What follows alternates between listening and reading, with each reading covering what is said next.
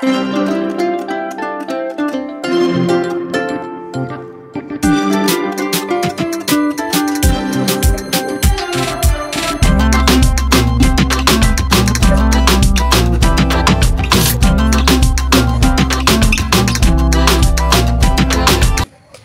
Everyone, নিত্যদিনের রকমারির আরেকটি ভিডিওতে তোমাদের সকলকে জানাই স্বাগত। সকালবেলায় ঘুম থেকে উঠে পড়ে ফ্রেশ হয়ে গেছি। আজকে শীতের দিনে হবে গরম গরম ভেজিটেবলস উইথ এগ দিয়ে ম্যাগি। ম্যাগি খেতে কার না ভালো লাগে বলো? ম্যাগি ওই 2 মিনিটস দেখায় ঠিকই, কিন্তু 2 মিনিটে তো আমি কোনোদিনও ম্যাগি করে উঠতে পারিনি। তারপরে আবার সবজি দিয়ে সেটা একটুখানি রসিয়ে কষিয়ে করতে গেলে সময় তো একটু লাগেই, কিন্তু ম্যাগিতে কারোরই আমি কোনোদিনও না কিন্তু শুনিনি। তো সেই জন্যই আজকে সানডেতে করে ফেলছি ম্যাগি। সবজি দেখো কেটে ফেলেছি, আজকে অনেক কিছু দিয়েছি, আলু দিয়েছি, গাজর দিয়েছি, বিনস আছে, লঙ্কা আছে আর ধনেপাতা। ধনেপাতা তো তোমরা প্রত্যেকেই জানো আমার ভীষণ প্রিয়। ম্যাগি এখানে সেদ্ধ করা হয়ে গেছে। তোমরা অনেকেই ম্যাগি কিন্তু অনেক রকমভাবে করে থাকো, অনেকে ডিফারেন্ট কাইন্ড অফ সসেস দিয়েও ম্যাগি করে থাকো। আর আমি এত রকম এক্সপেরিমেন্ট না করলেও আমি সবজি ম্যাগি, এমনি মশলা ম্যাগি, চিজ ম্যাগি, আমি এরকম 2-3 রকমের ডিফারেন্ট বানিয়েছি আর খেয়েওছি। তো আজকে যেহেতু শ্বশুর শাশুড়ি একসাথেই সবার করছি, তো ওনারা সবজি ম্যাগিটাই বেশি পছন্দ করেন, তো সেই কারণে আজকে সবজি ম্যাগি করবো। তো সবজি ম্যাগিটা করলেও কি হয়, পরিমাণটাও একটু বেশি হয়, কারণ ম্যাগির ওই ছোট্ট প্যাকেটগুলোতে যাই বলো একটা ম্যাগি সেদ্ধ করে ভীষণ অল্প হয়ে যায়। তো একটু সবজি না পড়লে না, মানে প্রত্যেককে যে একটু সকালে জলখাবারে খেতে দেবো কইটুকু করে দেবো, তাই না বলো? তো সেই কারণে একটু বেশি করে সবজি টবজি দিয়ে করলে খেতেও ভালো লাগে আর পরিমাণটাও একটু হায়ার হয়। তো এখানে আমি ডিম নিয়ে নিচ্ছি, ওখানে তো সবজিগুলো ভাজতে দিয়েই দিলাম। তো ম্যাগি হয়ে যাওয়ার পরেই বসিয়ে দেবো চা। তো চলো ঝটপট করে সবজিগুলো একটুখানি নাড়াচাড়া করে ডিমটা দিয়ে দিই। এখানে আমার ইয়াম্মি সবজি দেয়া ম্যাগি ইটস রেডি। 4টে জায়গায় সার্ভও করে দিয়েছি। আমার শ্বশুরমশাই জাস্ট এক্ষুনি ফিরলেন, তোমরা পেছনে দেখতেই পাচ্ছ উনি চেঞ্জ করছেন, তাই জন্য মনিকে দিয়ে দিলাম। আমি আর সৈকত ছাদে চলে এসেছি। প্রত্যেক দিন যেরকম আমাদের একটা মিনি পিকনিক হয়, মানে আমি সৈকতকে এটাই বলেছি এটার নাম আমরা মিনি পিকনিক দেব। তো চলে এসেছি, একটু রোদ্দুরে বসে খাবো আর একটু গল্প করব। তো জাস্ট খাওয়াটা শুরুই করছিলাম, কিছুক্ষণ পরে মনি এই ম্যাডামকে কোলে নিয়ে ওপরে এলেন, এসে বললেন যে ও পাশ ফিরে মনে আমাকে খুঁজছিল, আমাকে না পেয়ে উঠে একদম বসে পড়েছে। তো বলল যে খুব মামা করছে, নাও কোলে। তো ওনাকে কোলে নিতেই উনি আবার ঘুমিয়ে পড়লেন। তো একটু মাথায় হাত বুলিয়ে দিচ্ছিলাম, রোদ্দুরে ছিল, ওরও ভালো লাগছিল। তো আমাকে তো নিচে আসতেই হবে। তো নিচে আসবো যখন উঠেছি আর তখনই ম্যাডাম উঠে পড়লেন।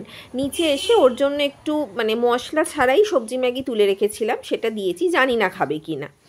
আর মনি এদিকে সব রকম সবজি কেটে দিয়েছে। আজকে হচ্ছে তোমার পেঁয়াজ কলি সব কিছু দিয়ে একটা 5 মিশালি তরকারি, আর আমি মাছগুলো বের করে রাখলাম।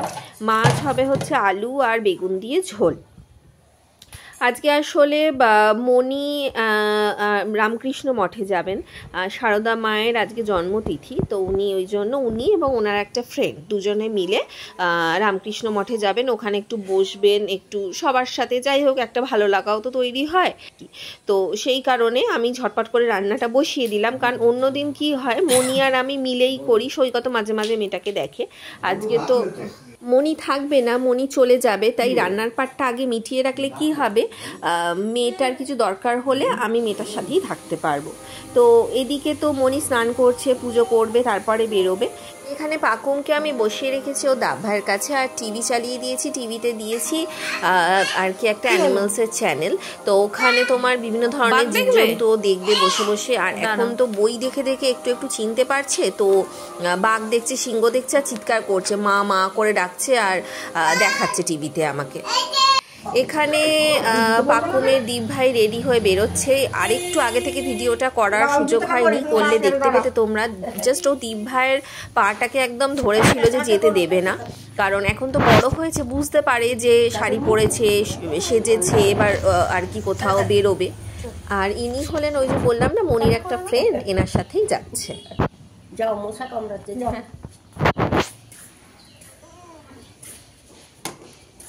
কিছু খেয়ে নিও ওখানে। খিচুড়ি মিচুড়ি। হ্যাঁ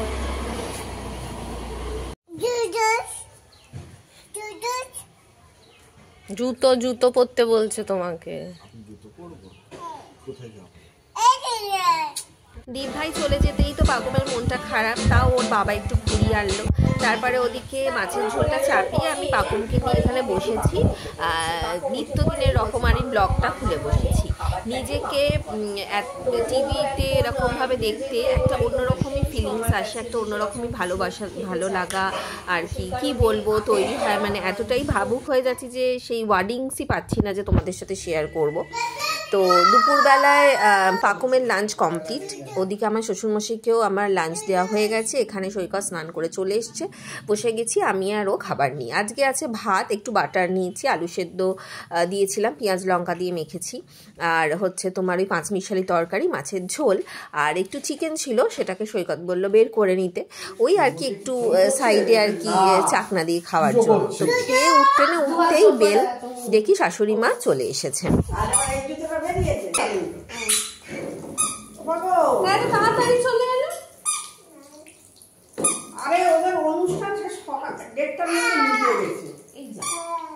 আমরা গেলে সে মিটে গেছে, খাচ্ছে। তোরা দাঁড়িয়ে খায়, আর 4টে খাচ্ছে। ওইটা তোমার মা শুতে বলছে। এবার শুতে যাবো মা, চলো। এখন বসে কি করবে বলো?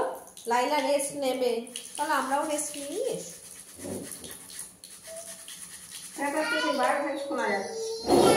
ওই ভদ্রমহিলা একসাথে চলে এলে বেরিয়ে যাওয়ার পরে বলছি যে খেতে পারলো না কিছু না, তড়ি ঘড়ি করে পুজো করে খাওয়া না নাই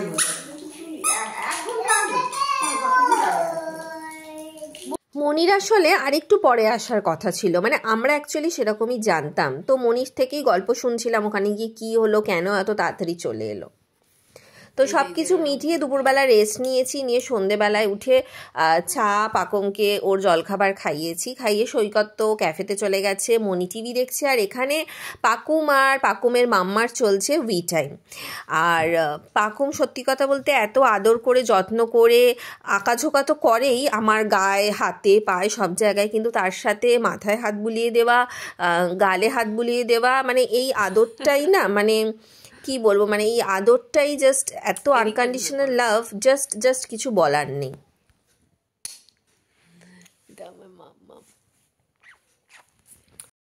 আজকে পাকুমের আদরের সাথেই ব্লগটা এখানেই শেষ করলাম। যদি কিছু ভালো লেগে থাকে লাইক, কমেন্ট এবং সাবস্ক্রাইব করো। তোমরাও কিন্তু ভালো থেকো, টাটা।